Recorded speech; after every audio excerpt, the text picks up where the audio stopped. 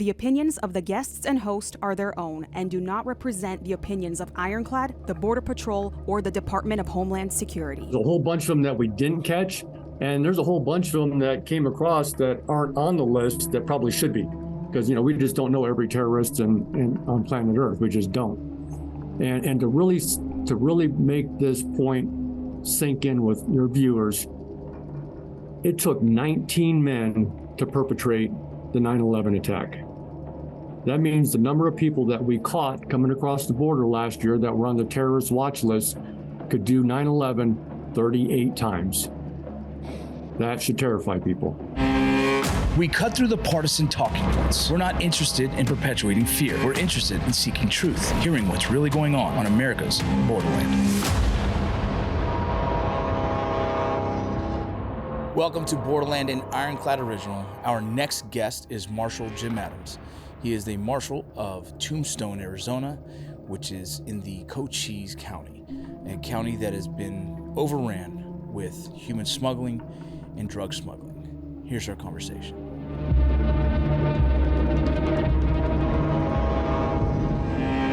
It is an honor to have you on our show today. Thank you. Borderland has been doing its best to interview the experts in the field in the topic of immigration and the border crisis. We always get a lot of information from the California sector, from the Texas sector, but the Arizona sector specifically, we haven't had as many experts come on and talk about it. And if you wouldn't mind, would you please give a brief bio on your position currently? Absolutely. So I actually grew up in Tucson, so I've been on the southern border for almost my entire life. After high school, I joined the Marine Corps. I did 4 years there, serving my country, and decided I wanted to serve the city that I live in. So I worked actually at the Sierra Vista Police Department. Retired from there as a Special Operations Bureau Commander, in charge of major crimes, street crimes, narcotics, evidence. I was our sniper element leader on the SWAT team. And it was just a fantastic career. And so I finally retired and thought I would never be back in law enforcement again. Obviously, you saw how that worked out. And after almost 10 years, I was out almost 10 years and did a lot of things that I just really wanted to do in life and enjoyed it. I had a successful business and sold that. And that was it. I was just spending time in my yard with God and nature. And they asked me to come out of retirement to be the marshal in Tombstone. I love being a cop. It's important and meaningful what we do. So I'm back. Well, the legendary town of Tombstone, right? Yes, sir. So much history there. So much history as a kid watching, movies, and then eventually becoming a Border Patrol agent, knowing some of the traffic that goes around in that town. Can you discuss the location of Tombstone for those who probably are not familiar with it and why it's such a hotbed right now currently for smugglers? Absolutely. So I'm gonna preface it first with Cochise County. Yes. Because Cochise County is a big piece of rural lands, about 6,200 square miles. And we have 83 miles of international border. And Tombstone just so happens to be geographically located in the center of kind of the population areas. There's 7 municipal police departments. Of course, the sheriff's office, we have highway patrol contingency here and a lot of federal partners.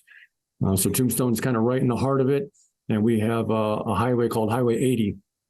And Highway 80 starts at the international border of Mexico in both the ports of entry in Douglas and Naco. It comes right up through us to Interstate 10, which, of course, as you know, is 2,460 miles of highway that connects Santa Monica, California to Jacksonville, Florida. So pretty much if we don't stop it here, it gets into the heartland of America. And so this is where we hold the line. Absolutely. And the type of smuggling that's happened there, is it more human smuggling, drug smuggling, or weapons?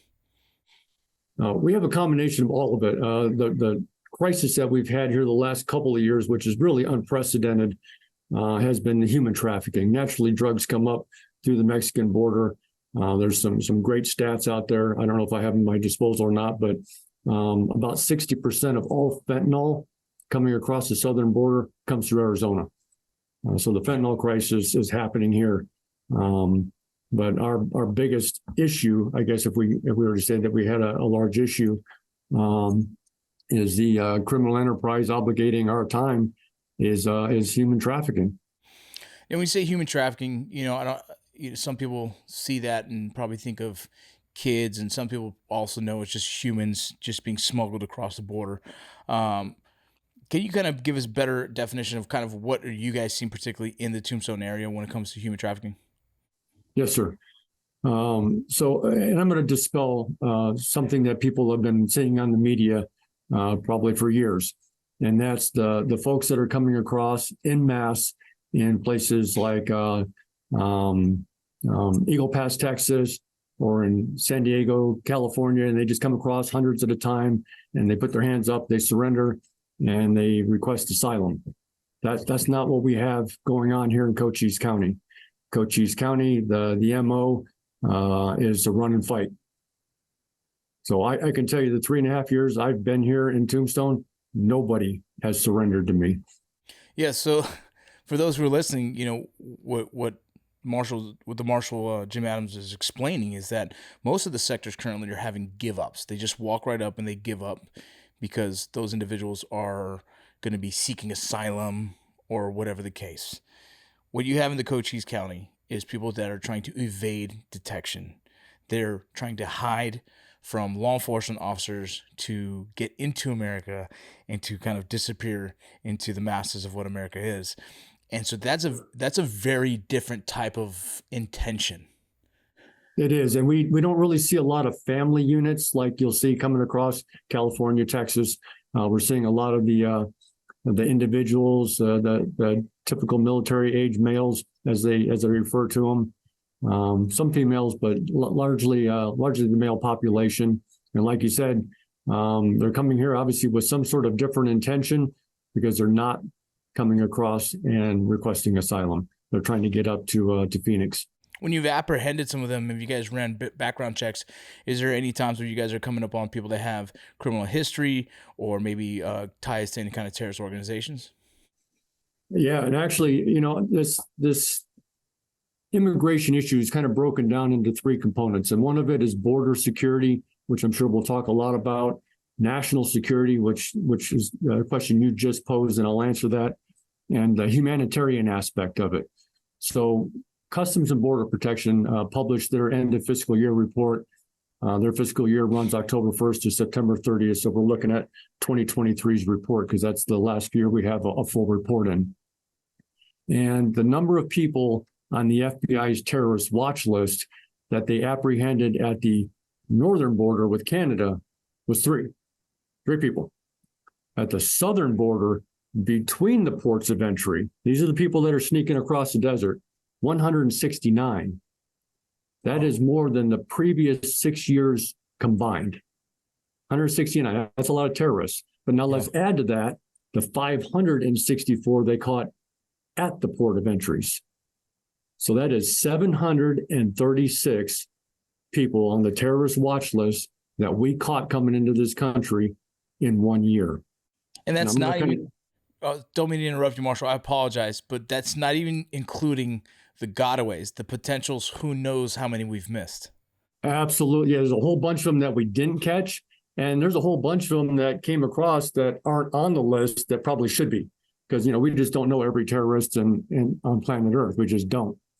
And to really make this point sink in with your viewers, it took 19 men to perpetrate the 9/11 attack.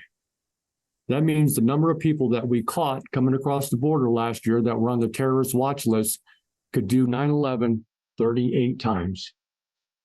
That should terrify people.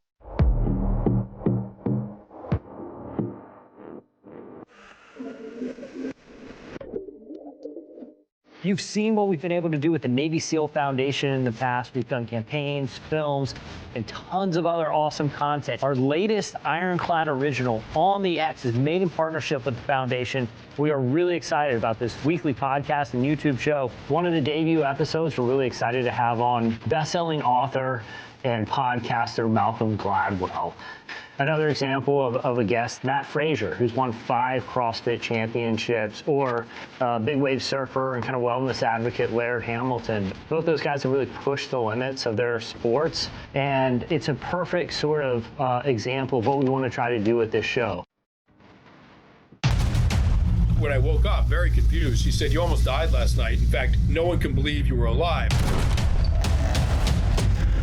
Change is very scary. As humans, we just hate uncertainty. I went into the games not knowing what was coming. You just sensed that it was out there. It was like they'd been hit by a nuclear bomb. This could go so many different directions. You have to start somewhere. We're all programmed in this world to push ourselves even farther. Almost always some degree of growth that's available to us if we are very intentional about it. I could talk to you for probably another 2 hours. My experience with the world is that if you try and do something hard and you give it your best shot, people are unbelievably accepting of the result. Thanks again for coming on the X. What is it about in recent years we're having such a massive influx, in your opinion, just based on your expertise? Well, I'm going to say it's politics, and I hate to talk about politics, but in year 2020, the total number of enforcement actions that Customs and Border Protection had was 647,000. 647,000. 3 years later, that number was 3,200,000. That is one person about every 10 seconds. Yeah.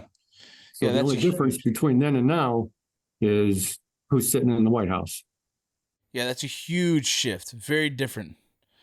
Yeah, I don't like adding politics to this because I think it just turns people off, but there's, I think the statistics are the statistics, you know what I mean, during those times. Moving forward, there's a sergeant from your department who recently told the local news that a lot of the drivers who are smuggling are kids who are convinced by the cartel that they'll get lots of money and very little chances of arrest. When you catch these kids, what do they tell you the cartel tells them? How does the cartel convince these kids? So they first recruit them on social media, because I think every kid nowadays has a cell phone and knows how to use it better than we do. Yeah. And they'll go to they'll go to like WhatsApp or whatever social media platform they're using at that particular moment, and they'll get recruited. There'll be pictures of a lot of money. And hey, all you got to do is come down here and drive. We have captured, of the 665 that we've put in our county jail under Arizona's new smuggling law, over 100 of them have been juveniles. And we're talking, we have captured people from the age of 12 years old to 76 years old. 12 years old. Stole mom and dad's car or grandparents' car, I forget now. Came down here and got caught smuggling. So initially, when we first started seeing this epidemic, it was a lot of juveniles, and most of them were unlicensed drivers. Obviously, not all 12 years old. A lot of them were in the 15, 16-year-old range. And like you said, the cartels use them because they can tell these kids that, hey, you're not going to get prosecuted, which at the federal level is true. Border Patrol will not take those cases, so the state takes those cases. And that's what they tell us. And they're like, you can't do anything to me. It's like, well, contraire, you're going to get booked as an adult. And that's how we do things down here in Cochise County. Our county attorney is, he's hell bent on this. And I give him a lot of props. He says, we're going to prosecute this statute. And if they're 15, 16 years old, we're going to remand them and charge them as an adult. You got to send a message. Yeah, it's crazy. These young kids, they see the chance of making money, the easy money in their heads, and they don't realize that it's gonna be a consequence that they're gonna be dealing with for the rest of their lives. Right. When I worked at the Border Patrol, I seen a 10-year-old and a 9-year-old get caught smuggling, and it's just, I couldn't believe it. I had a 10-year-old at the time, and I was like, my 10-year-old never thinks about getting in a car as a driver. You know what I mean? But in some of these border towns, they're influenced in a different way. And sometimes families influence them, however it is. But it's incredible to hear that this is happening. Go ahead. Go ahead, please. I was just going to say initially what we were seeing was a lot of juveniles, and we still do. We still see juveniles. But then there was kind of a shift in their TTP, which of course we had to adapt to. But the TTP after that tended to be a lot of gang members, convicted felons, people that were a little bit more apt to want to fight with us. After that, you started seeing just, anybody that you could see in a grocery store, just your middle America type people. And I'll tell you, in the month of May, and I've got a list here, I'm going to read it to you. In the month of May, Tombstone Marshal's office, these are the people that we arrested for smuggling human beings. They came from Rhode Island, Florida, Alabama, Nevada, California, Mexico, New Mexico, and Central Arizona. And they're getting them somehow to go to Cochise to assist in smuggling. Yes, sir. What they do is they'll get on a plane, they'll fly to Phoenix, they'll rent a car, they'll come down here and they get a pin drop on their phone about where they're supposed to go. They pick up their load, and then they get pin drops where they're supposed to go to drop them off. They drop them off, they get paid, they turn in their rental car, and they fly home. And it's, they come down here and make $6,000 in a couple hours. That's how much they're getting paid, $6,000 for one load? But it depends on the size of the load. It's usually about 1,000 to 2,000 a head. Lately, it's been about 1,000 to 1,200 a head. I think there's been a little shift in that. But if you put 4 people in your car at $1,500 a head, that's $6,000. I've also heard recently there's been a bigger influx of Uber Eats drivers picking up, or Uber, or some of the migrants are ordering just an Uber driver, and some of these Uber drivers don't even realize they either do know or they don't know what they're doing. They're just taking someone for a ride. Yes, sir. And actually, I have kind of an entertaining story on that. We stopped a car. It had a bunch of black trash bags taped up in the side windows and the back window. Of course, in law enforcement, we call that a clue. So we stopped that guy, and he was 76 years old. That was our oldest guy that we popped down here in Tombstone. And he had the Uber sticker on the back of his car.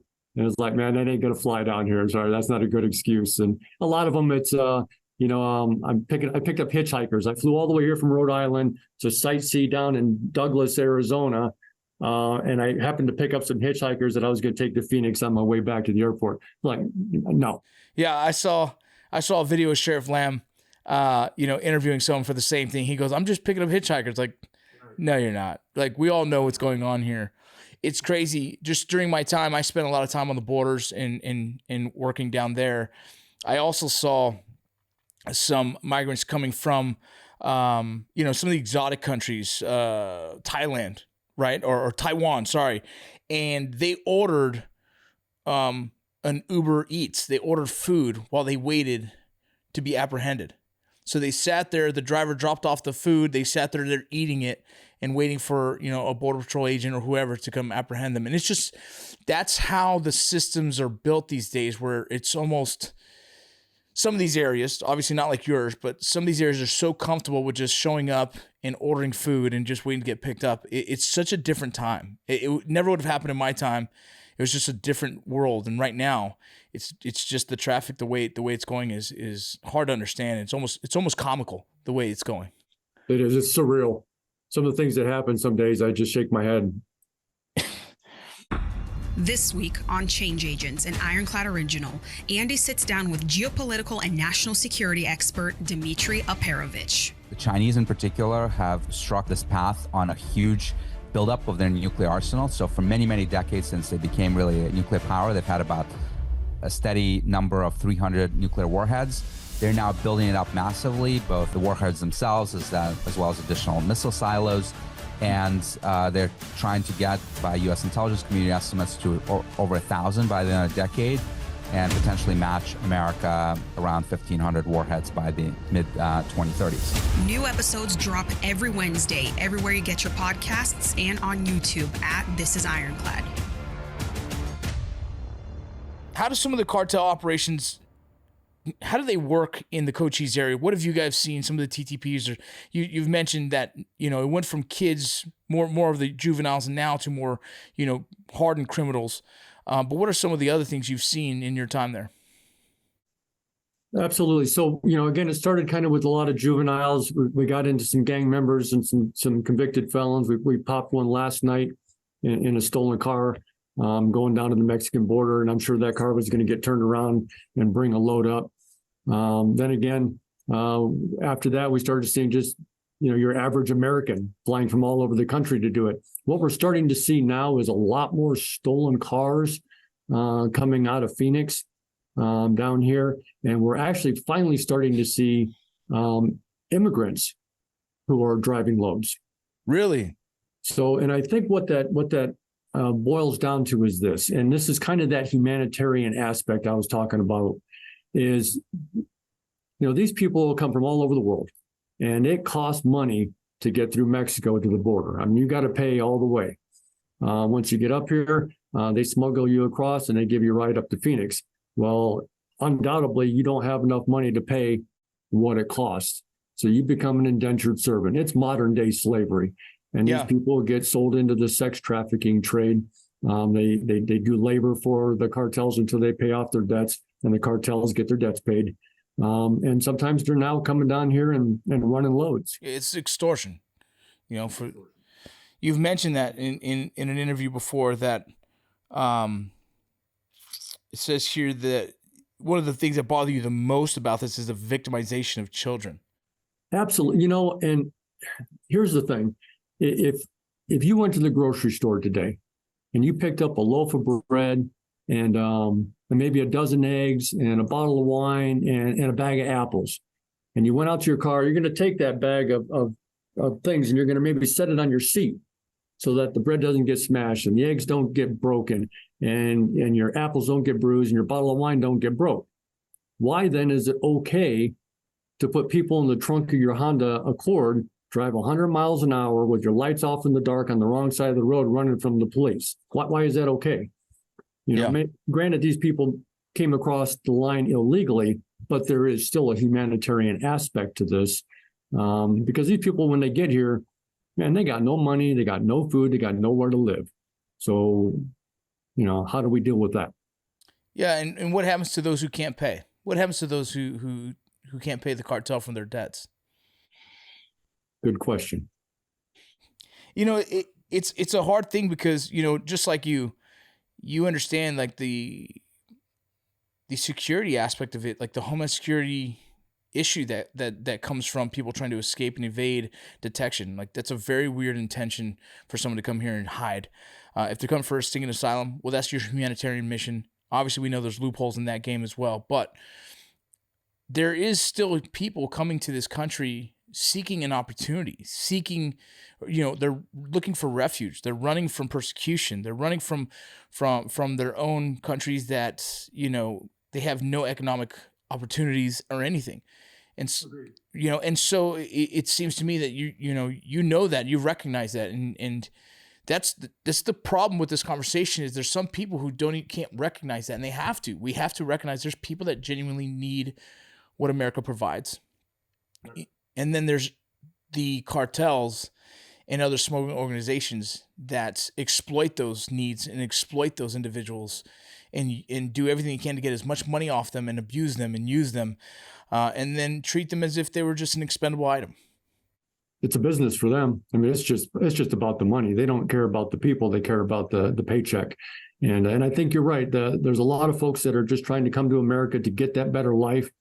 And those are probably predominantly, those folks that are coming across in California or coming across in Texas and are requesting asylum. I mean, and undoubtedly there's bad people integrated with them, just trying to blend in.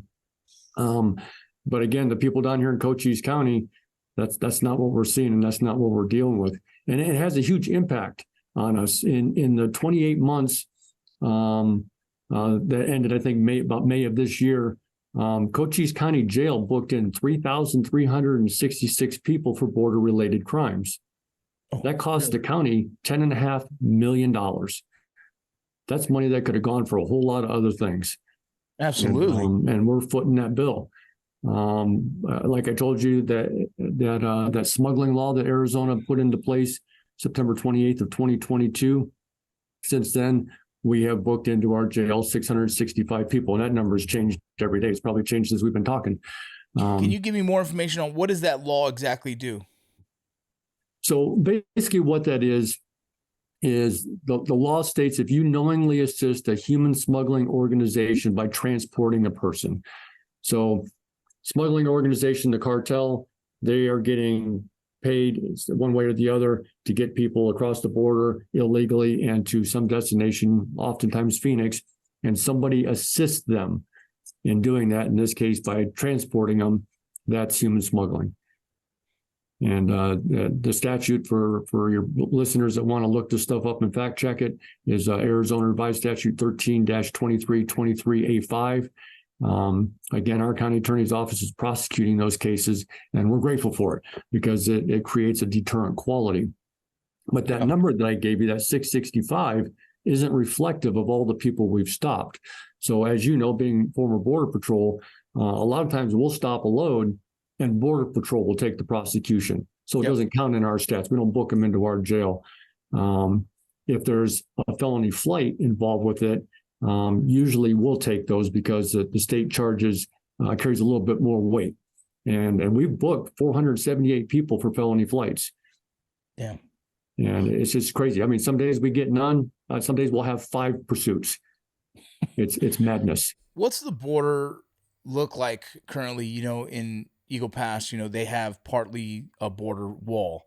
Some of the areas of San Diego border wall. Does the Cochise County have a majority of that border have a wall, fencing, any kind of, what does that look like? There's a pretty good chunk of it that does have the wall, the metal wall. There are gaps in that wall, oftentimes where a body of water might run through. There's parts of the wall that just never got completed. They might have like a vehicle barrier so that a car can get through, but a person can just walk right through it. And some places, I mean, it's no more difficult than stepping over a cut down 3-wire barbed wire fence. The wall or whatever's at every border, it creates a deterrence and I'm just curious, what the traffic looks like and how are they starting to smuggle. Where I used to work, it was about 50 meters from the wall to civilization. I'm talking a whole town. So if they get that 50 meters before we get there, they're gone because everyone's working against us, And then there's areas that's 20 miles of hiking for them to ever get anywhere. Is that similar to your area? There's some areas that are really close to civilization and then other areas they'll be walking for days? Absolutely. Back when I was with Sierra Vista Police Department, where I retired from, we had a very minimal immigration issue. What we were seeing, though, was people coming up over the Huachuca Mountains, which is a pretty arduous hike, and they were coming in that way. And a lot of those were narco smugglers. Yeah, Huachuca's crazy. It is. Huachuca is, I did some military time in the Fort Huachuca, and for them to go over those mountains, oh yeah, that's a hell of a hike. That's a trek, and a lot of people lost their life trying to do it. But a lot of those were your narcotics smugglers, and so they were being particularly vigilant and trying to evade detection. But there's plenty of areas that are just wide open. You got to walk across a lot of desert, and they do. Yeah. But where they're coming across now, I couldn't speak to it. That'd be probably a question for our border operations center that's run by the Cochise County Sheriff's Office. We have resources down there to kind of monitor those sorts of things and give us at least a little bit of heads up that maybe something's coming our way. Yeah, absolutely.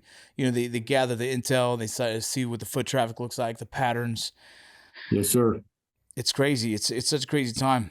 In the Cochise County, what would you like to see?